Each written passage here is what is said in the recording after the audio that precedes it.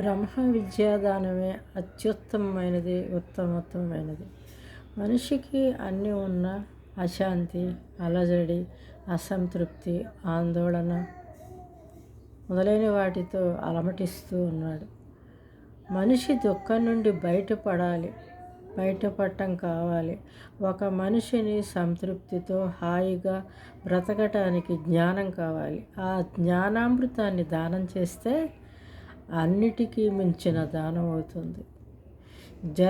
జనన మరణ చక్రం నుండి బయటపడాలి అన్నా, ఈ దుఃఖం నుండి బయటపడాలి అన్నా నీకు ఉపయోగపడేది బ్రహ్మ విద్య మాత్రమే. భగవద్గీతలో భగవంతుడు చెబుతున్న బ్రహ్మ విద్యను లోకానికి బోధించడం అన్నిటికైనా ఉత్తమోత్తమైన దానం. ఈ గీతా బోధనను భక్తుల హృదయాల్లోనికి చేర్పించినవాడు నాకు అత్యంత ప్రియమైనవాడు అని భగవంతుడే స్వయంగా చెప్తున్నాడు.